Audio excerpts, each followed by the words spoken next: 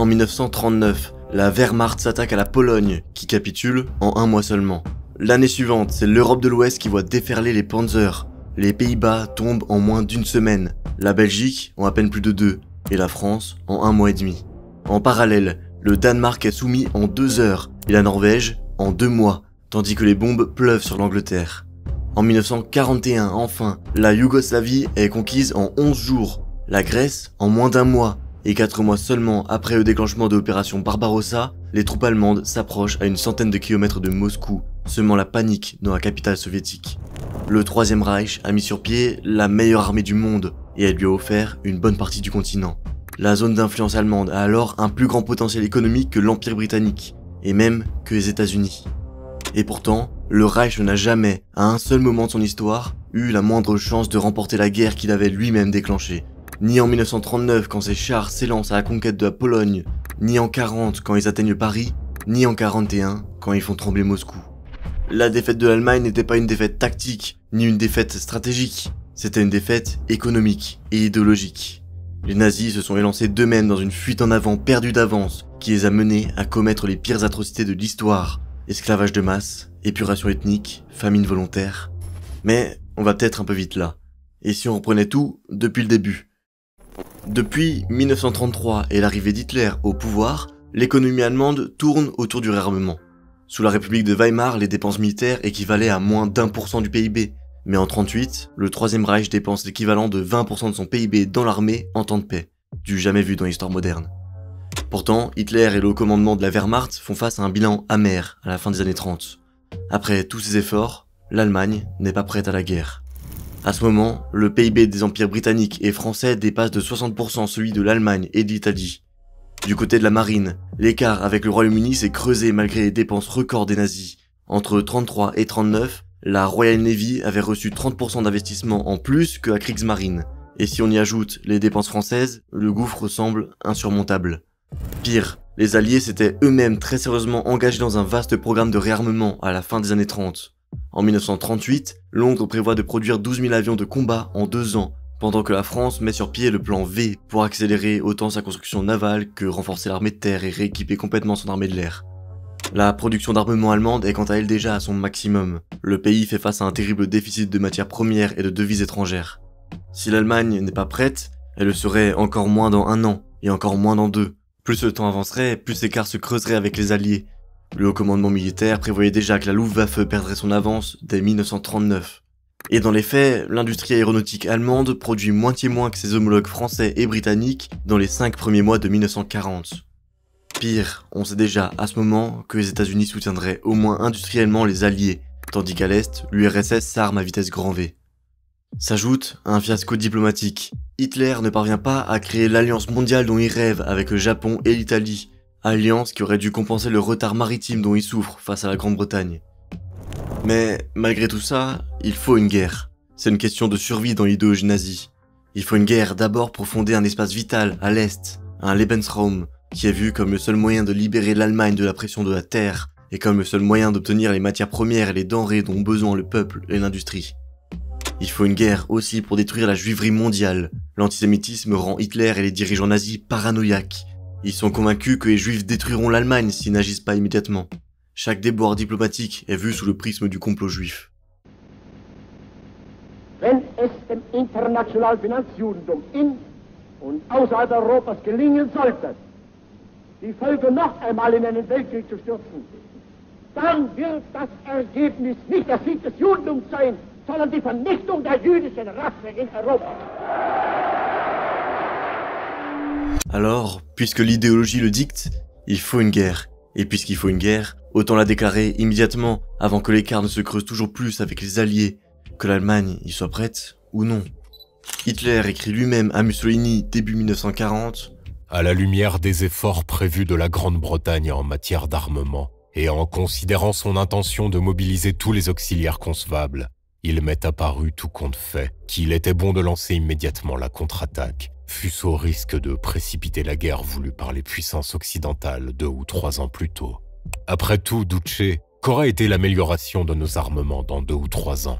Pour ce qui était de la Wehrmacht, À la lumière du réarmement forcé de l'Angleterre, une modification significative du rapport de force en notre faveur était à peine concevable.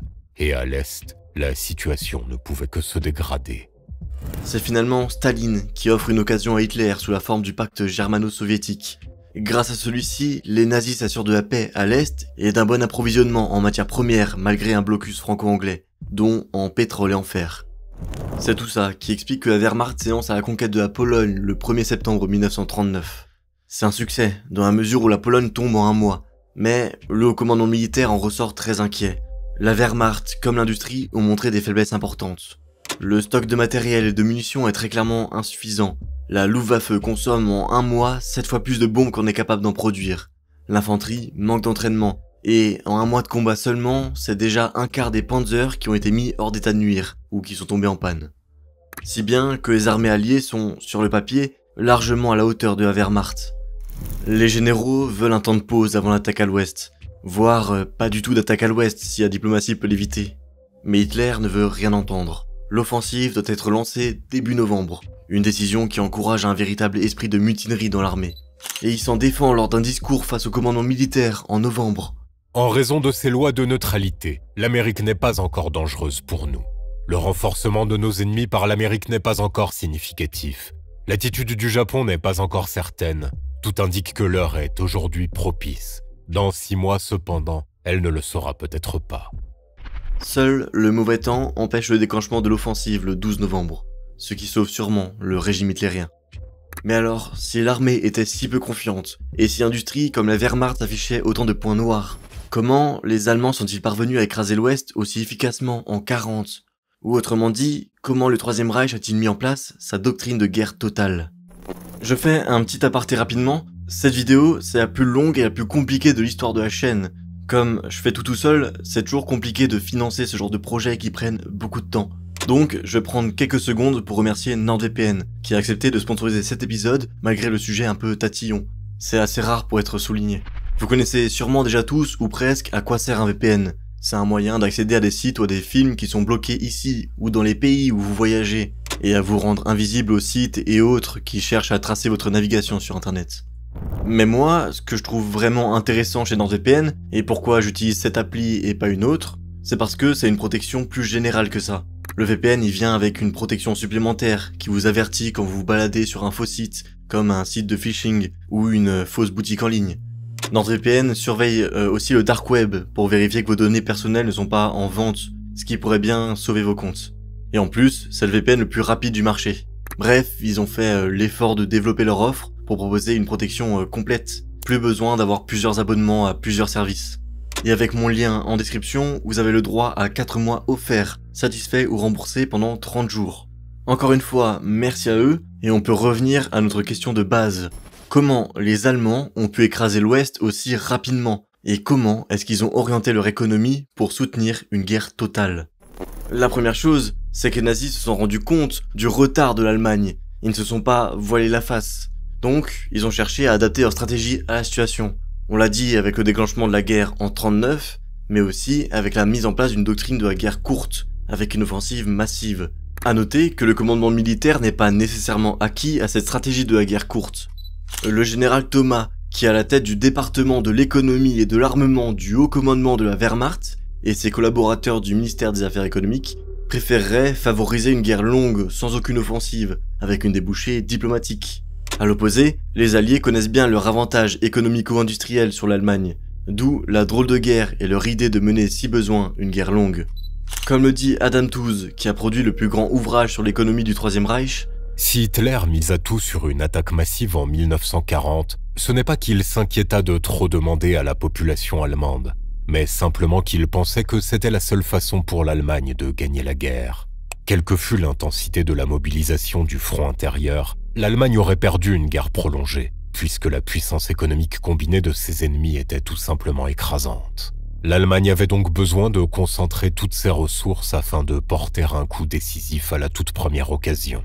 Comme le démontrèrent amplement les premiers mois de la drôle de guerre, la France et la Grande-Bretagne n'étaient pas pressées de lancer leur attaque contre l'Allemagne, alors même que le gros des forces de la Wehrmacht était engagé en Pologne.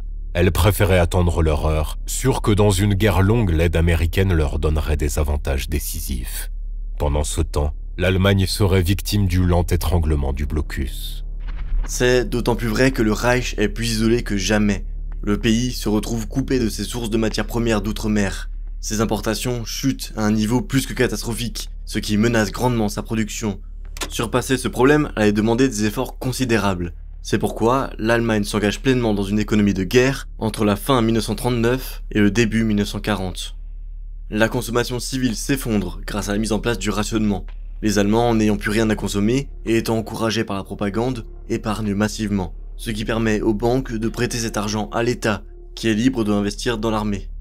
Les investissements civils s'effondrent aussi en faveur des investissements dans l'industrie lourde. La construction de logements, par exemple, se réduit drastiquement.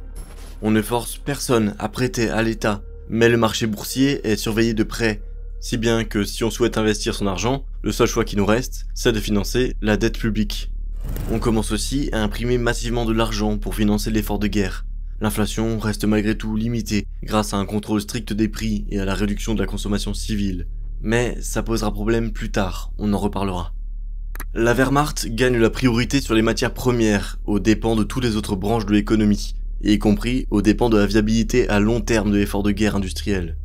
Si en 1939, 22% de la main-d'œuvre industrielle travaillait pour l'armée, ce chiffre dépasse les 50% un an plus tard. Les hommes allemands sont aussi massivement réquisitionnés pour servir dans l'armée. On les ponctionne pour l'instant principalement du côté de l'agriculture, de l'artisanat ou de l'industrie civile, pour ne pas poser trop de problèmes à l'industrie lourde. En 1940, c'est 4 millions de travailleurs qui rejoignent la Wehrmacht.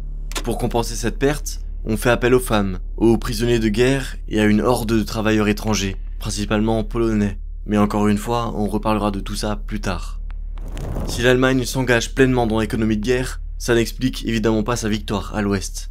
En fait, ce qui sauve Hitler d'une débâcle, c'est la pluie qui l'empêche d'engager son offensive le 12 novembre. Grâce à ça, le commandant militaire reçoit la pause pour laquelle il suppliait le Führer. Pause qui a deux grandes conséquences. La première, c'est qu'Hitler a le temps de donner la priorité à la production de munitions et d'avions, qui représenteront ensemble 70% de la production d'armement du Reich en juin 40. Si, dans le cas de la Luftwaffe, ce choix n'a pas de grandes implications dans l'immédiat, puisqu'un avion prend 6 mois à être produit, c'est très différent dans le secteur des munitions. On a le temps de reconstituer les stocks et d'augmenter suffisamment la production pour soutenir une offensive entre mai et juin. La seconde grande conséquence, c'est que les stratèges de l'armée abandonnent le plan original de l'offensive, établi à la hâte en octobre 39, qui prévoyait d'attaquer les Alliés au nord, vers la Manche, suivi d'une campagne aérienne contre l'Angleterre. Ce plan ne convainquait personne, et à raison, on avait du mal à voir comment on pourrait écraser rapidement la France avec celui-ci, alors qu'on n'avait aucun avantage matériel ou humain. En mai 1940, les Allemands n'alignent que 2400 Panzer contre les 4200 chars alliés, dont 3250 pour la seule armée française. Et ces chars sont souvent qualitativement supérieurs à leurs homologues germains. Pas d'avantage quantitatif non plus du côté de l'aviation. La Luftwaffe n'aligne que 3500 avions de combat, contre 4400 pour les alliés. C'est seulement fin février 1940 qu'on met au point un plan qui prévoit une percée par les Ardennes, soutenue par une diversion au nord. Un plan des plus audacieux, mais sans audace, il était impossible de coller avec les objectifs d'Hitler et de sa doctrine de la guerre courte. C'est ce plan qui offre aux Allemands leur victoire, malgré leur infériorité économique et industrielle. Dans un monde désuni, un monde où les hommes libres n'avaient pas encore trouvé leur cause commune, l'agression allemande les a terrassés après avoir submergé chaque nation une par une. La Belgique, le dimanche 10 mai 1940, quelques jours après, tout était fini. Le Luxembourg, il était seul, neutre, seul. Et l'Allemagne s'attaqua à la fertile Hollande. Au-dessus de la Hollande, neutre et seul. Tel était Rotterdam, détruite sans raison après la signature d'un armistice. Et la voie étant libre, la ligne Maginot débordée, la puissance allemande a frappé vers le centre de la France. On va pas ici s'attarder sur le déroulement de l'offensive à l'ouest, parce que c'est pas ce qui nous intéresse, Mais comme vous vous en doutez, la victoire a de grandes implications pour le Reich et son économie. D'un coup, tout semble devenir possible. L'Allemagne devient le centre d'un immense empire européen aux ressources incroyables. Ressources qu'il faut maintenant exploiter. Dès le départ, Hitler place beaucoup d'espoir économique dans la conquête de l'Ouest. Göring dit le 30 janvier 1940 « Le Führer est profondément convaincu que la grande attaque à l'Ouest lui apportera une victoire décisive dans la guerre en 1940. Il suppose que nous entrerons en possession de la Belgique, de la Hollande et du nord de la France, et il a par lui-même calculé que les régions industrielles de Douai et de Lens, ainsi que celles du Luxembourg, de Longueville et de Briey, peuvent remplacer les livraisons de matières premières de la Suède. En conséquence, le Führer a décidé de déployer pleinement nos réserves de matières premières sans considération de l'avenir et aux dépens des années de guerre ultérieures. » Et de fait, le territoire conquis a de quoi faire rêver. La France, la Belgique, le Luxembourg et les Pays-Bas sont des centres sidérurgiques importants, alors que l'acier manque toujours à la Wehrmacht. Ils sont aussi tous de grands producteurs de moteurs, d'armes, d'avions et de produits de consommation. D'autant que l'expansion allemande ne s'arrête pas là. On envahit en parallèle le Danemark et la Norvège, des intermédiaires indispensables pour maintenir les importations de fer suédois. On signe aussi, le 27 mai, un pacte pétrolier avec la Roumanie, qui offre à l'Allemagne un monopole sur le pétrole roumain, soit des livraisons de 200 à 300 000 tonnes par mois. Le Großraum, la sphère d'influence de l'économie allemande, soit les territoires intégrés au Reich, les pays soumis et les pays alliés ou neutres favorables à l'Allemagne, compte 290 millions d'habitants et un territoire immense, sans compter les empires coloniaux français, belges, etc. Surtout, cet ensemble affichait en 1938 un PIB de plus de 1000 milliards de dollars, un chiffre 50% supérieur à celui de l'Empire britannique ou 30% supérieur à celui des États-Unis. Même si, dans les faits, ce PIB chute rapidement après la conquête de l'Allemagne, à cause des pillages et du blocus britannique. Et le pillage, justement, est l'option numéro 1 du Reich pour exploiter ces territoires. Entre 1940 et 1944, les nazis saisissent pour 7,7 milliards de Reichsmarks de produits français, dont un tiers correspond à du matériel militaire. Plus de 300 000 fusils, 5 000 pièces d'artillerie, près de 4 millions d'obus et plus de 2000 chars. C'est un apport à long terme essentiel pour le Reich. En mars 1944, sur les plus de 17 000 canons possédés par l'artillerie, près de la moitié sont d'origine étrangère, et pour la plupart, français. Un autre tiers correspond à du matériel de transport. Les chemins de fer du Benelux et de la France fournissent à l'Allemagne plus de 4000 locomotives et 140 000 wagons. Une libération pour les trains allemands qui avaient été délaissés par le pouvoir et souffraient d'énormes manques. On s'empare aussi d'une bonne quantité de matières premières, évaluées à 650 millions de Reichsmarks rien qu'en France. Pour le cuivre, ça permet d'étendre les stocks à 8 mois de production. Pour l'étain et le nickel, à 1 année entière, sans parler des immenses stocks d'essence et de pétrole.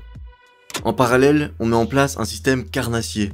L'État allemand passe des commandes aux entreprises des pays soumis, mais comme il n'a évidemment pas les fonds pour les payer, c'est la banque centrale du pays en question qui paye la note dans sa propre devise, puis inscrit celle-ci comme dette à l'Allemagne, dette qui ne sera bien sûr jamais remboursée. Comme ça, la Wehrmacht peut faire appel aux industries étrangères même quand la Reichsbank arrive à court de devises. Fin 1944, cette même Reichsbank devra près de 30 milliards de Reichsmarks aux États soumis, dont 8,5 à la seule France, principale créancière du Reich. Mais bien sûr, c'est pas tout. Le pillage organisé atteint son paroxysme sous la forme des réparations imposées aux vaincus. Ces réparations s'incarnent en frais d'occupation, versés par tous les pays soumis pour financer les garnisons allemandes qui résident sur leur sol. Mais évidemment, les frais versés dépassent de très loin ce que coûte l'entretien de ces garnisons. La France seule verse 20 millions de Reichsmarks par jour, ce qui aurait permis d'entretenir une armée d'occupation de 18 millions d'hommes. Les flux sont si importants qu'ils en deviennent opaques même pour la Wehrmacht. Visiblement, la majorité de cet argent a servi à financer les importations du Reich ou à acheter des matières premières et des biens de consommation sur le marché noir. Entre ces frais d'occupation et les dettes allemandes jamais remboursées, la France seule verse l'équivalent de 30 milliards de Reichsmarks entre l'été 1940 et fin 1943. La dernière grande participation, enfin, c'est celle des travailleurs étrangers. En mai 1941, les mines allemandes accueillent déjà près de 70 000 d'entre eux, que ce soit des Polonais, des prisonniers de guerre français ou des conscrits tchèques. Pourtant, l'avenir est loin d'être rassurant. À Berlin, le sentiment général n'a pas changé. L'Allemagne est destinée à perdre la guerre si elle s'éternise. Les pénuries de matières premières restent un grand problème. L'industrie allemande, même soutenue par celle des pays soumis, continue d'être grandement désavantagée face aux industries britanniques et états-uniennes. d'autant qu'on commence à dépendre de façon inquiétante des exportations soviétiques. Ce qui s'annonce, si on continue comme ça, c'est le désastre d'une guerre aérienne ingagnable face aux Alliés. Pour Hitler, il est donc parfaitement impensable d'opter pour une stratégie défensive. La seule option, c'est de s'attaquer à l'Est, là où on pourra récupérer terre et matières premières, là où on pourra fonder le Lebensraum tant rêvé. L'heure est venue de s'attaquer à l'Union soviétique. Le Reich se sent prêt à engager une nouvelle grande offensive. En septembre 1940, il a déjà accumulé près de 22 millions d'obus, de quoi soutenir une année complète de combat. En été 1941, c'est 7 300 000 hommes qui servent la Wehrmacht. Il n'est alors plus possible de mobiliser plus d'hommes sans provoquer de dommages dans l'industrie lourde. Les nazis regardent déjà vers l'avenir. L'invasion à l'Est est vue comme une formalité. On se remet alors à investir dans les capacités futures pour soutenir une guerre d'usure avec la Grande-Bretagne. Les investissements privés accompagnent ce revirement, à l'image de l'entreprise IG Farben qui engage en 1941 la construction d'un gigantesque complexe chimique à Auschwitz pour produire des matières de synthèse. Cette usine devrait avaler 776 millions de Reichsmarks, soit de loin le plus grand investissement du plan de 4 ans. Elle est toujours active aujourd'hui et était en 2003 la numéro 3 du caoutchouc de synthèse en Europe. Mais la conquête de l'URSS en elle-même est vue comme un grand investissement. On place beaucoup d'espoir dans le pétrole caucasien et le blé ukrainien, nécessaires pour poursuivre la lutte contre l'Angleterre et les États-Unis. Mais ce qui apparaît comme une formalité aux nazis n'a pourtant rien de simple. L'offensive prévue repose sur un plan somme toute très ambitieux. On prévoit une poussée centrale massive vers Moscou, accompagnée d'encerclements latéraux, de façon à capturer rapidement la capitale et anéantir les forces soviétiques piégées entre les différents corps d'armée. L'objectif, c'est d'éliminer l'armée soviétique en quelques semaines sur la ligne Dniepr-Dvina, parce qu'on sait qu'au-delà, la Wehrmacht souffrirait de gros problèmes logistiques. C'est ni plus ni moins que la stratégie de la Blitzkrieg que l'armée avait théorisée après la victoire à l'ouest. Cette théorie est simple, il faut avancer vite et ne jamais s'arrêter. Si l'avancée freine, la guerre est perdue. Or, la Wehrmacht n'avait jamais eu à opérer une telle opération dans un pays aussi immense. Il faut l'exécuter sur 500 km, alors que les camions n'ont qu'une profondeur opérationnelle de 300. Autre souci, Hitler donne la priorité à la conquête des champs ukrainiens aux dépens de celle de Moscou, ce qui ne peut qu'affaiblir la poussée centrale. Pourtant, sauf exception, le haut commandement qui doutait hier d'une réussite en France est convaincu qu'il connaîtra un succès à l'Est. Qu'est-ce qui peut expliquer un tel revirement dans les pensées? Il est vrai que la Wehrmacht est mieux préparée et plus nombreuse qu'à l'époque, mais elle reste une armée relativement pauvre au regard du plan qu'elle doit exécuter. Sur ses 130 divisions, seules 33 sont motorisées et capables de frapper rapidement en profondeur. Les autres troupes avanceront à pied ou à cheval. Plus de 600 000 d'entre eux accompagneront l'armée d'invasion pour tirer canons, munitions et fournitures. La Wehrmacht n'en est pas moins l'une des meilleures armées du monde. Elle a écrasé tous ses adversaires en quelques semaines. C'est le joyau de l'Allemagne nazie, ce qui n'invite évidemment pas les généraux à l'humilité. Et puis, l'Union soviétique apparaît comme le maillon faible de l'Europe, un pays pauvre qui, comme l'avait montré la Première Guerre mondiale, ne tardera pas à s'effondrer sur lui-même. Surtout, il s'ajoute à tout ça la question raciale. À Berlin, on ne doute pas que les Russes soient arriérés et que leurs dirigeants judéo-bolcheviques soient incompétents, incapables d'exploiter le potentiel de leur peuple. Alors que les Allemands sont conscients des stocks de l'armée rouge et de la forte production de l'industrie soviétique, on ne s'en inquiète pas. On juge le matériel obsolète et les troupes de trop mauvaise qualité pour résister. Grave erreur d'appréciation.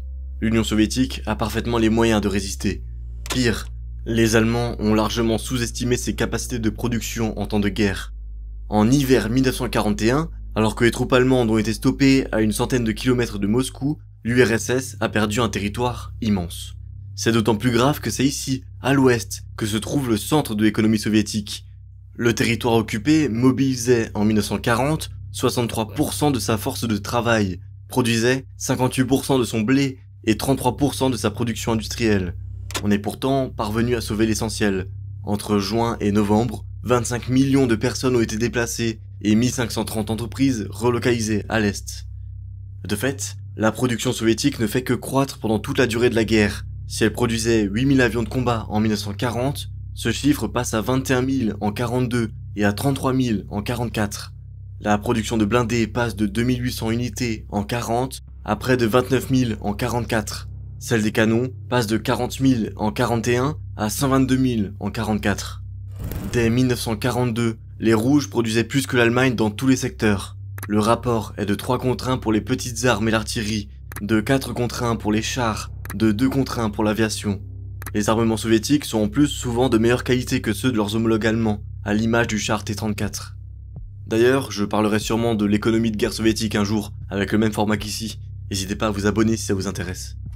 Ainsi, le commandement allemand ne tarde pas à déchanter. Le général Halder, qui dirige l'offensive contre Moscou, écrit déjà en août 1941 « Dans l'ensemble, il devient de jour en jour plus clair que nous avons sous-estimé le colosse russe qui s'était préparé à la guerre avec l'absence de retenue caractéristique des États totalitaires.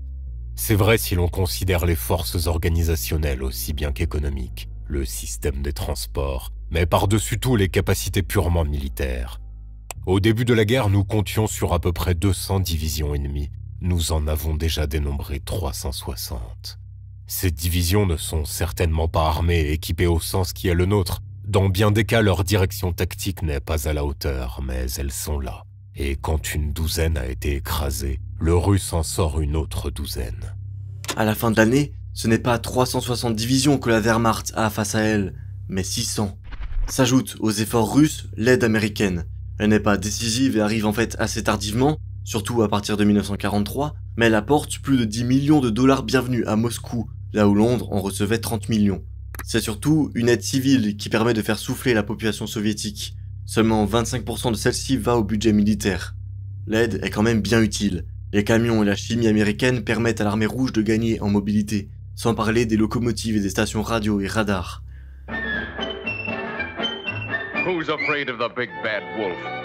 Not the farmer of the United States who works and sacrifices to fill the holds of victory ships. Ships turned out by men and women working night and day. Ships that must be fought through dark oceans where submarines lurk. Ships guarded by aircraft, more and more of them. Ships protected by the blasting fire of men of war. Ships loaded with food for freedom, produced, fought through, and delivered to all who fight for the freedom of speech, freedom of worship, freedom from want, freedom from fear. Under this insignia is shipped food that will win the war. Ce succès soviétique repose sur 2 grands axes. D'abord, la production en série d'un nombre limité d'armes dans quelques usines géantes, ce qui accélère grandement la production. Et ensuite, le sacrifice de la population russe qui meurt de faim au nom de l'effort de guerre. Le miracle rouge ne manque pas de surprendre dans le Reich. Les grands industriels s'inquiètent vite de voir les nazis suivre l'exemple soviétique. Le capitalisme industriel allemand a le sentiment de jouer sa survie dans le combat à mort contre le stalinisme. L'industriel Hermann Röchling, qui préside l'association de direction de l'industrie du fer et de l'acier du Reich, explique en juin 1942, lors d'une réunion entre grands industriels de l'acier, « Pour justifier l'existence de l'économie privée, nous devons obtenir des résultats extraordinaires. Si nous ne réussissons pas, probablement vont-ils essayer d'autres moyens. Finalement, l'enjeu est de savoir si oui ou non, l'économie privée peut obtenir les résultats nécessaires ou si d'autres formes d'organisation s'imposent. » Quoi qu'il en soit, la guerre est perdue. Lorsque les Allemands lancent leur 3e grande offensive à l'Est en juillet 1943 contre le saillant de Koursk, ils souffrent d'un retard irrattrapable. L'armée rouge a amassé 1 300 000 hommes dans le secteur et en a 573 000 en réserve, là où la Wehrmacht ne peut en aligner que 777 000 sans réserve. Cette dernière a concentré 70% de ses panzers dans l'offensive, soit 2450 chars, là où l'armée rouge en oppose 5100. La situation n'est pas meilleure dans le ciel, où le rapport est de 4 contre 1 aux dépens de la Luftwaffe. Mais tous ces aspects ne doivent pas en masquer un autre. L'opération Barbarossa est aussi et avant tout une guerre raciale et coloniale. C'est une composante essentielle de l'idéologie nazie, et par extension, une composante essentielle de sa politique économique. La conquête d'un Lebensraum était l'un des grands axes de l'idéologie nazie, mais le contexte des années 40-41 presse le projet. Pour Hitler, l'alliance anglo-américaine est organisée par la juiverie mondiale. Il n'y a donc qu'une échappatoire, le Lebensraum, et avec lui, l'extermination des juifs européens et de l'État judéo-bolchevique. Andere Juden wieder, deren Aufgabe es war, die radikale Richtung zu vertreten, proklamierten unterdes offen den Kampf gegen jede staatliche Ordnung. In der Maske selbstloser Volksbeglücker versprachen sie den Massen goldene Berge und hetzten sie auf, die Fesseln der staatlichen Ordnung zu sprengen. Schrankenlose persönliche Freiheit und hemmungsloses sich Ausleben des Einzelnen, Ableugnung aller idealen Verpflichtungen, Ablehnung aller höheren Werte, Bekenntnis zum niedrigsten materiellen Genussleben, hemmungslose Kritik an den heiligsten Dingen, Auflehnung gegen alles Bestehende, Verhetzung der Jugend, Aufwiegelung zum Klassenkampf und Terror. Es ist kein Zufall, dass diese volkszerstörende Irrlehre dem Hirne eines Juden entsprungen ist. Karl Marx, Sohn des Rabbiners und Rechtsanwalts Mardochai in Trier. Der Begründer und erste Organisator der Deutschen Sozialdemokratischen Partei war der Jude Ferdinand Lassalle, Wolfssohn. Die Jüdin Rosa Luxemburg mit ihrem richtigen Namen Emma Goldmann, eine der berüchtigsten kommunistischen Aufwieglerinnen. Ce délire idéologique est tout aussi important dans le déclenchement de l'opération Barbarossa que tout ce dont on a parlé avant. Comme l'écrit l'historien Adam Tooze, la destruction de la population juive était la première étape en vue d'éradiquer l'État bolchevique. Elle devait être suivie d'une gigantesque campagne de déblaiement de la terre et de colonisation, qui impliquait aussi de déblayer l'immense majorité de la population slave pour peupler de colons allemands les millions d'hectares du Lebensraum oriental. En complément de ce programme à long terme d'ingénierie démographique, était prévue une stratégie à court terme d'exploitation, motivée par la nécessité pratique d'assurer l'équilibre alimentaire du Großraum allemand.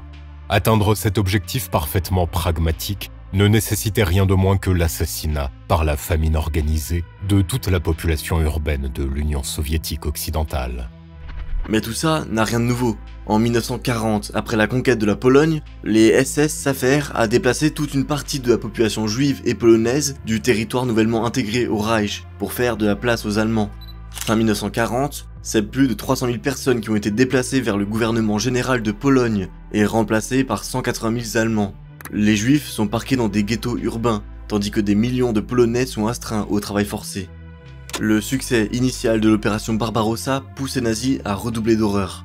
Avec la mise en place du Generalplan Ost, Himmler et les siens prévoient l'installation d'au moins 10 millions d'Allemands à l'Est. Le territoire devrait évidemment être préalablement débarrassé de ses autochtones. Hitler prend la conquête de l'Ouest américain en exemple. Il dit que la Volga sera le Mississippi de l'Allemagne. Mais c'est pas tout. Le Lebensraum ne doit pas être un territoire pauvre.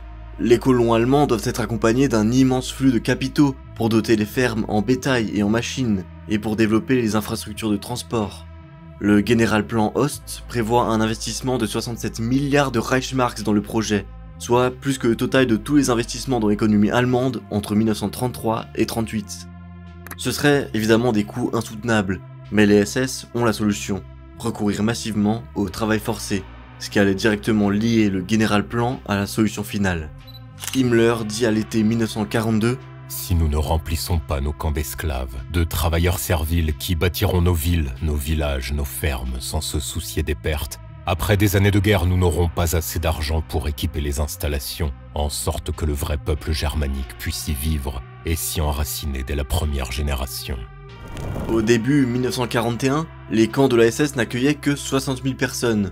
Au vu des objectifs annoncés du Generalplan, c'est largement insuffisant. À l'automne, on ordonne l'installation de 2 nouveaux camps. L'un à Lublin-Majdanek, l'autre à Birkenau, non loin du camp existant d'Auschwitz. Majdanek et Auschwitz doivent respectivement accueillir 125 000 et 150 000 détenus.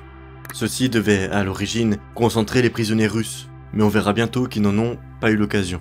En janvier 1942, Himmler écrit à l'administration des camps « Puisque dans l'avenir proche on ne saurait plus attendre de prisonniers de guerre russes, je compte envoyer dans les camps bon nombre de juifs et de juives qui sont actuellement émigrés d'Allemagne. Préparez-vous, je vous prie, à recevoir dans les camps de concentration au cours des 4 prochaines semaines 100 000 juifs et jusqu'à 50 000 juives. De grandes tâches économiques seront confiées aux camps de concentration dans les semaines à venir. » Mais les nazis n'ont pas attendu l'Holocauste pour prévoir une extermination de masse. Le 2 mai 1941, un mois avant de lancer l'offensive à l'Est, les grandes instances de l'État organisent le plan d'occupation des terres soviétiques.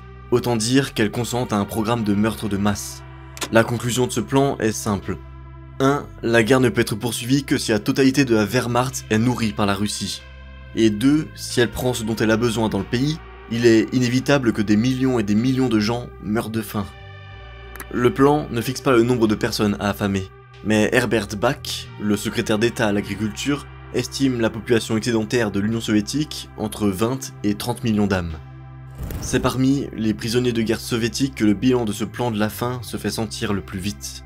Pendant les premiers mois de la guerre, la Wehrmacht capture 3,3 millions de soldats de l'armée rouge, qu'elle fait systématiquement mourir de faim ou exécuter par balle. À la fin du mois de décembre 1941, seuls 1,1 million d'entre eux sont encore en vie, dont 400 000 seulement encore en état de travailler. 600 000 autres mourront entre décembre 1941 et février 1942. Et c'est bien sûr pas un défaut de gestion, c'est volontaire. La Wehrmacht sait très bien gérer un flux nombreux de prisonniers. On rappelle que pendant la campagne de France, elle avait convenablement pris en charge 2 millions de prisonniers en l'espace de 2 mois seulement. Les Rouges ne sont bien sûr pas les seules victimes de ce début de campagne. Alors que la Wehrmacht s'enfonce en direction de Moscou, à l'arrière marchent les Einsatzgruppen de la SS. Divisés en plusieurs groupes, ils enchaînent méticuleusement les pogroms dans les grandes communautés juives des pays baltes, de Biélorussie et d'Ukraine. Le Einsatzgruppen A, actif sur les rives de la Baltique, fait à lui seul plus de 270 000 victimes par balle dans cette première phase de l'offensive. Bien sûr, la SS ne se satisfait pas de ces massacres par balle. En parallèle, on expérimente en Pologne des installations de gazage, tandis qu'on systématise la mort par le travail en Galicie, à l'occasion de la construction d'une grande route pour aider au ravitaillement du groupe armé sud. L'horreur idéologique se mélange au pragmatisme économique. Le Generalplan Ost, le plan de la faim et la solution finale sont tous intimement liés les uns aux autres et incriminent toutes les hautes instances de l'État et de l'armée. Mais on aura l'occasion d'y revenir plus tard, gardez ça de côté. On a pour l'instant bien expliqué le pourquoi de la défaite à l'Est et pourquoi la victoire était, dès l'origine, hautement improbable. Mais on n'a pas encore expliqué clairement en quoi la guerre à l'Ouest, contre la Grande-Bretagne et les États-Unis, était encore plus absurde. Depuis le début, je dis qu'elle met le Reich au pied du mur, mais sans donner de chiffres, alors ça vaudrait le coup qu'on s'y arrête 2 minutes. On a dit un peu plus tôt que l'industrie allemande n'avait pas d'avantage sur l'industrie britannique au début de la guerre, et qu'elle souffrait d'un profond retard face aux industries alliées en général. Mais tout voir sous le prisme de la production interne comme on l'a fait, ça cache un autre grand avantage britannique. C'est que, contrairement à l'Allemagne, l'Angleterre n'est pas en faillite. En fait, le pays a de telles réserves de devises qu'il pourrait, en 1939, acheter à l'étranger l'équivalent d'une année entière de production allemande d'armement. Évidemment, tout ça est destiné au principal camarade économique des Alliés, les États-Unis. Et de toute façon, même quand la Grande-Bretagne n'aura plus de quoi payer, elle continuera de profiter abondamment de l'industrie américaine. Et quelle industrie! En 1941, les États-Unis, nation encore en paix où la consommation civile crève les plafonds, produit déjà presque autant d'armements que le Reich ou le Royaume-Uni. Quand la France tombe en juin 1940, l'Allemagne s'empare de ses usines aéronautiques, mais les Anglais, eux, récupèrent les commandes d'armement que leurs alliés avaient passées aux Américains. Si bien que le Royaume-Uni attend dans les 18 prochains mois la livraison de 10 800 avions et 13 000 moteurs de la part de l'oncle Sam, auquel s'ajoute la production nationale de 15 000 avions. En parallèle, l'Allemagne n'est capable de produire que 10 800 avions en 1940 et 12 000 seulement en 1941. Le gouffre est encore plus vertigineux quand on regarde directement l'évolution de la production américaine. Si en 1940, les États-Unis ne produisent que 6 000 avions de combat, ce chiffre passe déjà à 19 400 en 1941, puis à 48 000 en 1942, et enfin, chiffre délirant, à 85 900 en 1943. Production qui augmente encore l'année suivante. En guise de comparaison, les industries soviétiques et allemandes ne produisent chacune, entre guillemets, que 30 à 35 000 appareils au même moment. L'aide américaine ne tarde pas à devenir démentielle. En mars 1941, le Congrès vote un crédit immédiat de 8 milliards de dollars au Royaume-Uni, soit, selon le taux de change, environ 30 milliards de Reichsmarks, l'équivalent de 2 ans de production d'armement pour le Reich.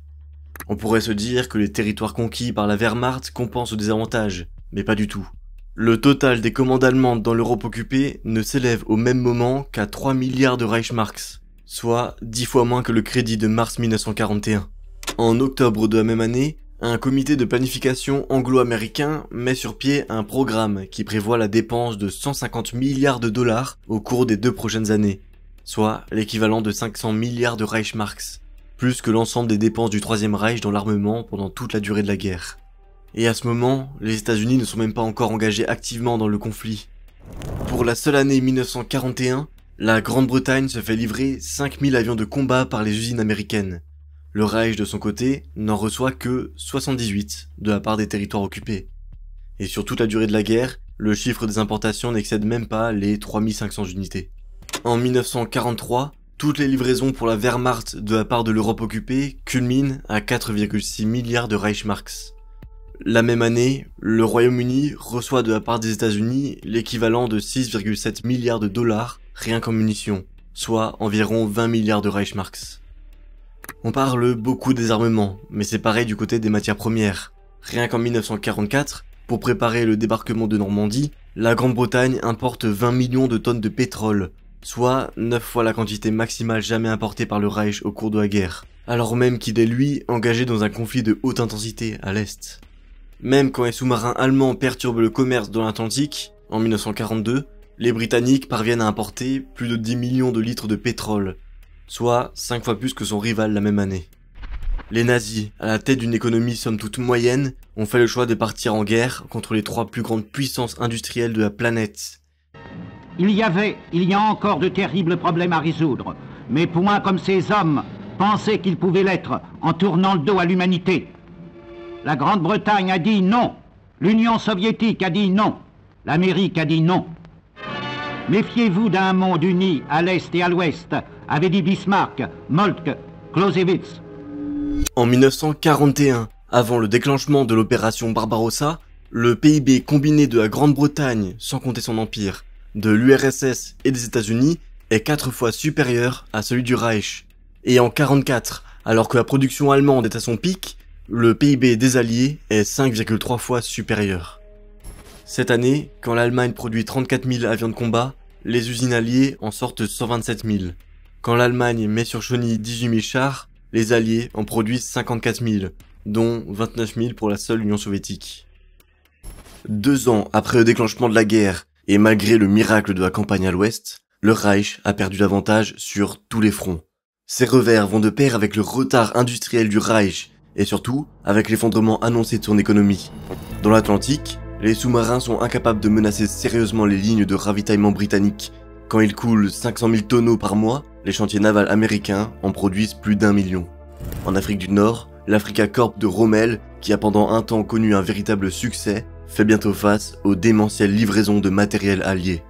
En octobre 1942, il n'a à sa disposition que 123 Panzers modernes pour affronter près d'1 millier de chars américains flambant neufs. Mais le pire, c'est sûrement le retard terrible dont souffre la Luftwaffe, devenue largement minoritaire dans le ciel et dont le matériel est plus qu'obsolète. Entre mars et juillet 1943, elle est incapable de s'opposer au bombardement de la Ruhr par la Royal Air Force. En 5 mois, pleuvent 34 000 tonnes de bombes sur la principale zone industrielle du Reich. En quelques mois, la production allemande d'acier chute de 200 000 tonnes. L'essor de l'industrie lourde s'arrête d'un coup. En Allemagne, dans le haut commandement comme chez les grands industriels, on ne trouve plus personne pour croire en une victoire. Le 18 août, Hans Jeschonnek, le chef d'état-major de la Luftwaffe et premier responsable de la conduite de la guerre aérienne, se suicide. Peu de temps plus tard, Erhard Milch, qui gère toute l'expansion industrielle de l'aviation allemande, explose lors d'une réunion entre hauts fonctionnaires. Nous avons perdu la guerre, définitivement perdu. En février 1944, des milliers d'avions américains bombardent pendant 6 jours toutes les grandes usines aéronautiques du Reich. La Luftwaffe est incapable de s'y opposer. Elle est, pour ainsi dire, éliminée en ce début d'année. Si ces bombardements ont un impact incommensurable sur l'industrie allemande, il ne faudrait pas non plus que ça masque un autre point essentiel, qui est que l'économie allemande s'effondre sur elle-même à ce moment. La course en avant touche à sa fin. Les administrateurs nazis ne parviennent plus à tenir en laisse la monnaie qu'ils ont tordue dans tous les sens pendant une décennie. Dès l'été 1944, il apparaît clairement que le Reich s'apprête à connaître une inflation aussi catastrophique que celle qui avait fait sombrer l'Empire allemand 30 ans plus tôt. Dès 1942, la Grèce connaît une inflation de 340%. En Roumanie, les prix doublent. En Bulgarie et en Hongrie, ils augmentent d'au moins 70%. Et la situation n'est pas meilleure en France ou en Belgique. En 1943, c'est toute l'Europe occupée qui s'enfonce dans une spirale inflationniste, qui entraîne avec elle l'effondrement de la production industrielle. En Grèce, elle est de moitié inférieure à son niveau d'avant-guerre, et en France, inférieure d'1 tiers. À l'été 1943, Pour la première fois depuis le début de la guerre, l'épargne des Allemands baisse fortement, ce qui prive l'État de l'un de ses principaux moyens de financement. Entre septembre 1944 et avril 1945, le volume des billets de banque augmente de plus de 80%. Bien conscientes du problème, les entreprises allemandes font de leur mieux pour se débarrasser de leur monnaie.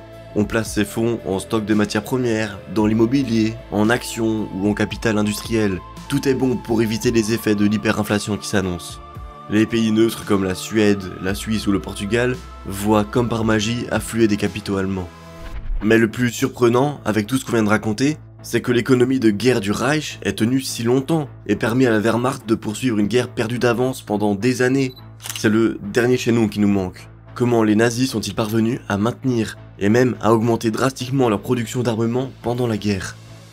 Quand on pense à l'augmentation de la production de guerre du Reich, il y a souvent un nom qui ressort, celui d'Albert Speer. Il accède au poste de ministre de l'armement en février 1942, alors que la Wehrmacht connaît la débâcle à l'Est et que tous les hommes liés à l'organisation de l'effort de guerre estiment qu'il n'est plus possible d'espérer une victoire. Son prédécesseur lui-même, Fritz Todt, mort dans un accident d'avion, prônait une solution politique du conflit.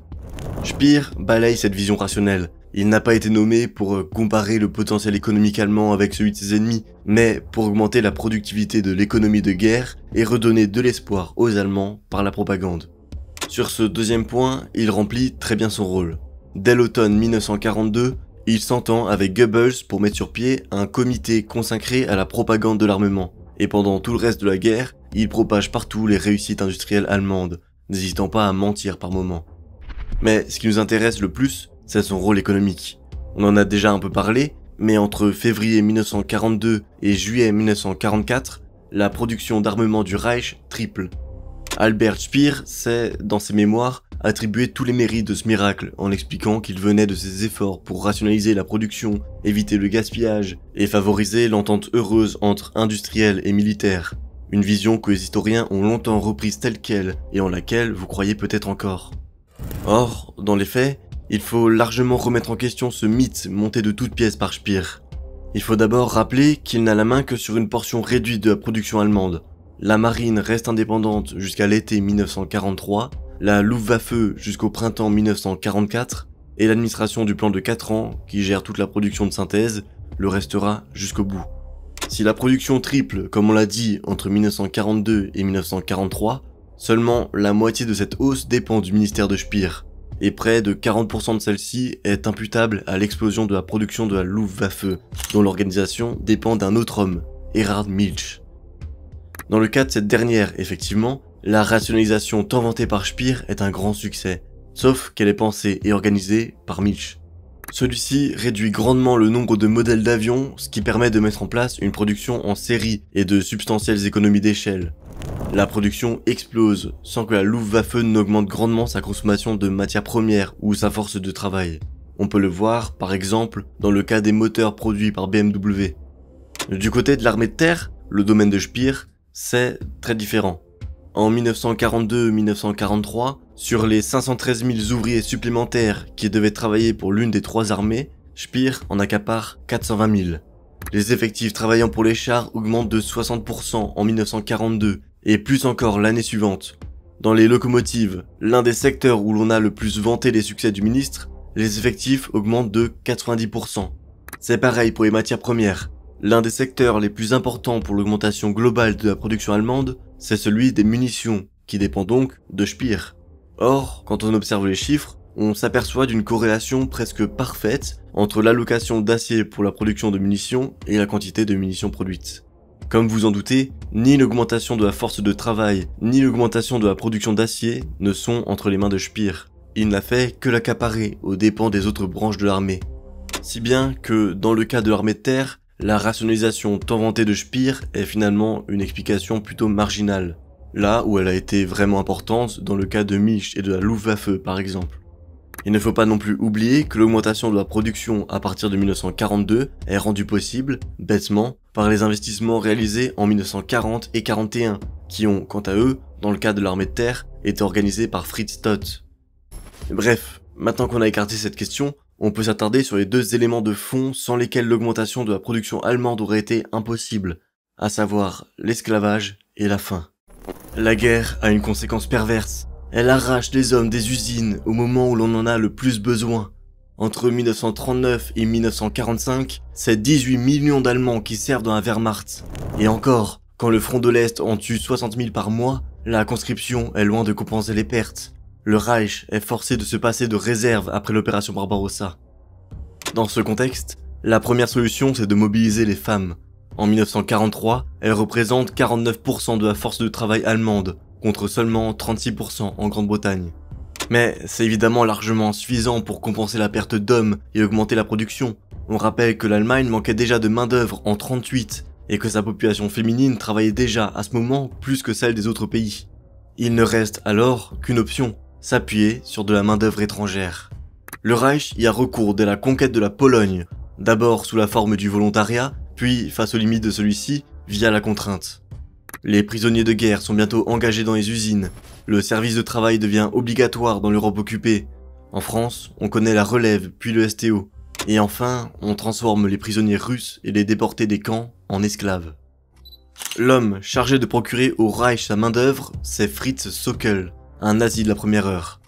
En 1941, l'Allemagne emploie déjà 1,2 million de prisonniers de guerre, principalement français, et plus de 2 millions de travailleurs civils, surtout des Polonais. Ceux-ci travaillent en bonne partie dans l'agriculture, secteur essentiel qui a été très touché par la conscription, alors que la menace d'une baisse des rations reste l'une des grandes inquiétudes du régime. Mais avec l'opération Barbarossa, les usines stratégiques se vident elles aussi.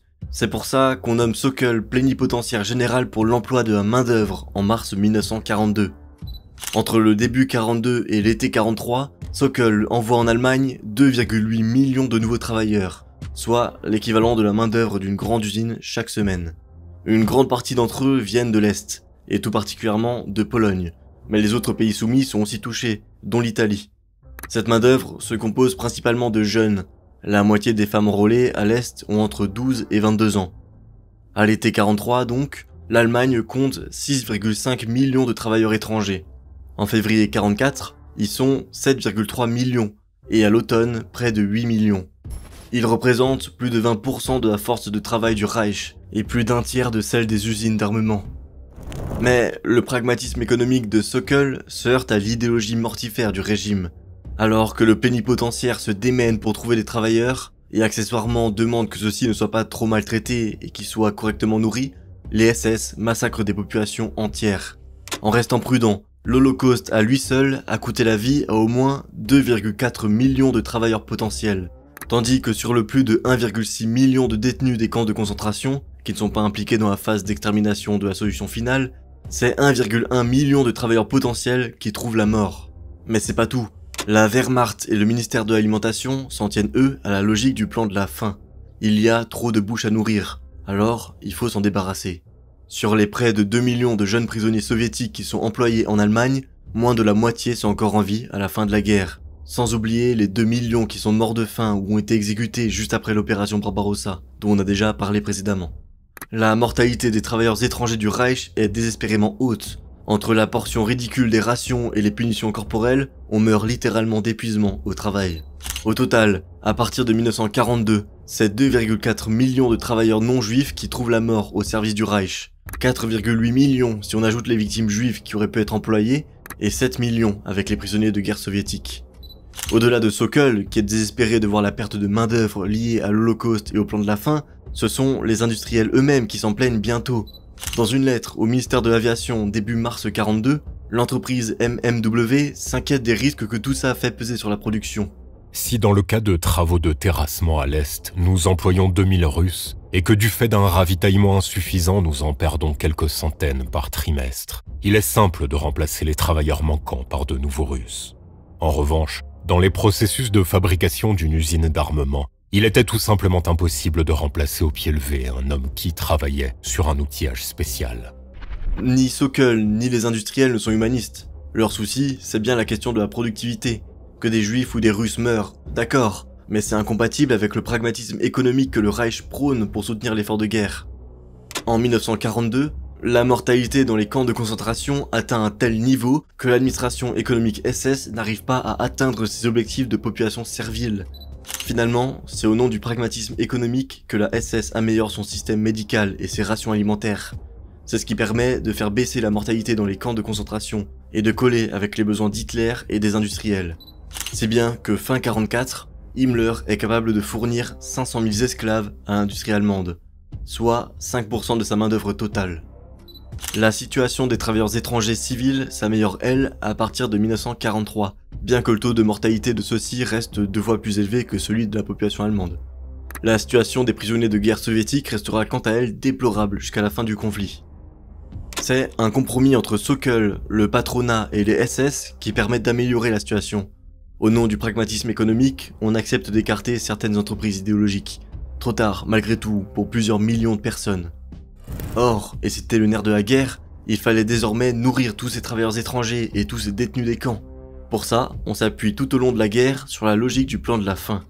En août 1942, Göring s'exprime face aux représentants de tous les territoires occupés. J'ai ici sous les yeux des rapports sur les livraisons qu'on attend de vous. Si vous me dites que votre population va mourir de faim, ça ne fait pour moi aucune différence à ce propos. Qu'elle meure du moment que l'Allemand ne défaille pas sous l'effet de la faim. Si vous aviez été là quand les Gauleiter ont parlé ici, vous comprendriez que j'enrage de voir que nous avons conquis des territoires aussi immenses par la vaillance de nos troupes et que pourtant, notre peuple a été presque réduit aux rations de misère de la Première Guerre mondiale. Je ne m'intéresse qu'aux gens des territoires occupés qui travaillent dans les armements et la production alimentaire. Ils doivent recevoir juste ce qu'il faut pour leur permettre de continuer de travailler. À compter de 1942, on prévoit de cesser les livraisons de vivres à la Wehrmacht pour que celle-ci se fournisse entièrement sur les territoires occupés. Surtout, on prévoit de supprimer les rations de population entières, dont celles des Polonais à partir de mars 43, ce qui n'arrivera pas grâce aux excellentes moissons de cette année. Et surtout, on coupe net les rations des Juifs de Pologne dès l'automne 42, condamnant là 1,2 million de personnes à mourir de faim. Cette Shoah par la faim existe en parallèle des camps de la mort. À l'été 1943, toute la population juive de Pologne, ou presque, a déjà été décimée. Tout ça doit permettre d'augmenter les livraisons de denrées vers le Reich. Les livraisons de céréales, de viande et de graisse mesurées en équivalent grain de la part de la France et des territoires soviétiques occupés passent de 3,5 millions de tonnes en 40-41 à 8,78 millions en 42-43. À ce moment, l'Europe occupée fournit à l'Allemagne plus d'un cinquième de ses céréales, un quart de ses graisses et près d'un tiers de sa viande. Dans ces livraisons, le gouvernement général de Pologne occupe une place à part, au détriment de la population locale.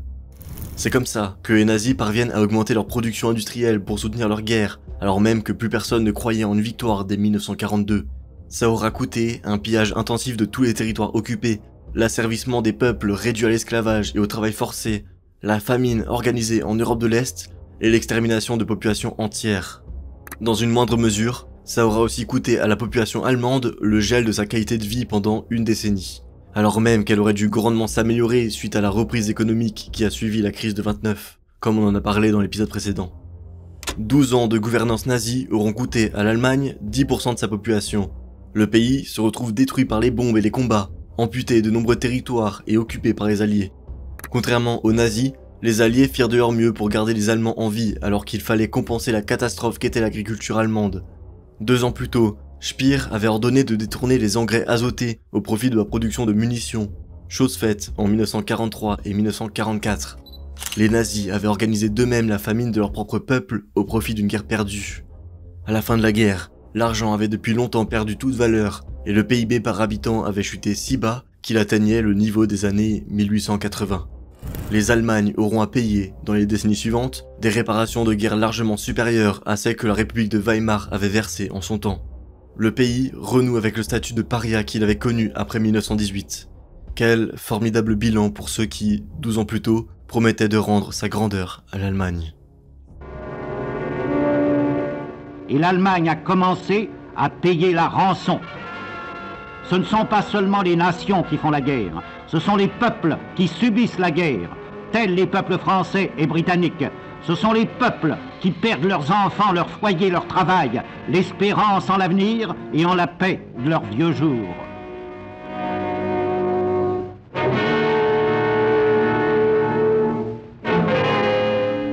Merci à tous d'avoir suivi cet épisode. Et d'ailleurs, si vous ne le savez pas, c'est une suite. J'avais traité de l'économie nazie entre 33 et 39 dans l'épisode précédent. Si ça vous intéresse, n'hésitez pas à aller voir ça. Et comme toujours, merci aux membres qui soutiennent la chaîne et à tous ceux qui laisseront un like ou partageront la vidéo. Il y a aussi une nouvelle fonctionnalité de YouTube, ça s'appelle les boosts, et ça permet de mettre la vidéo en avant. Si vous y avez accès, n'hésitez pas à essayer de le faire. Et quant à nous, on se retrouve bientôt pour un nouvel épisode d'histoire.